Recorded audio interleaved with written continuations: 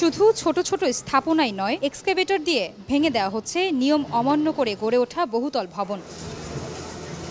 চলমান অভিযানের অংশ হিসেবে বুধবার সকালে মোহাম্মদপুরের কাটাসুর খাল দখল করে নির্মিত অবৈধ ভবন উচ্ছেদ করতে যায় ঢাকা উত্তর সিটি কর্পোরেশন। তবে উচ্ছেদ শুরু না হতেই বাধা বিপত্তি। ভবনগুলোর বৈধতা নিয়ে হাতাহাতি ও বাকবিতণ্ডা হয় স্থানীয়দের দুই পক্ষের।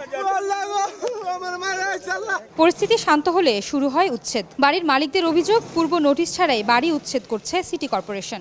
এখনই না ভাঙলে পৃথিবী ধ্বংস হয়ে যাবে, তা তো না। 7 দিন সময় দেওয়া যাইতে পারে। সিটি কর্পোরেশনের আংশিক অল্প একটু জায়গা, যেটা মানে মাত্র 28 শতক হবে না, 2টা বিল্ডিং এ 5 কাঠা জায়গার মতো নিয়ে গেছে।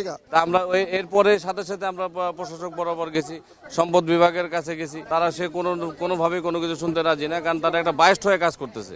তবে নির্বাহী ম্যাজিস্ট্রেট জানান, সকল নিয়ম কানুন মেনেই করা হচ্ছে অভিযান। খাল পুনরুদ্ধারে মেনে নেওয়া হবে না কোনো অজুহাত, নেওয়া হবে আইনগত পদক্ষেপ। এদিকে দখলদারদের বিরুদ্ধে কঠোর হুঁশিয়ারি দিয়েছেন ডিএনসিসির প্রশাসক। কতটুকু সরকারি, কতটুকু খালের জায়গা, কতটুকু খালের বাহিরের সাধারণ জনগণের জায়গা, সেটা চিহ্নিত করে সকলের কনসেনসাস আমরা পৌঁছার পরে আমরা কিন্তু এই উচ্ছেদ অভিযান আজকে পরিচালনা করছি।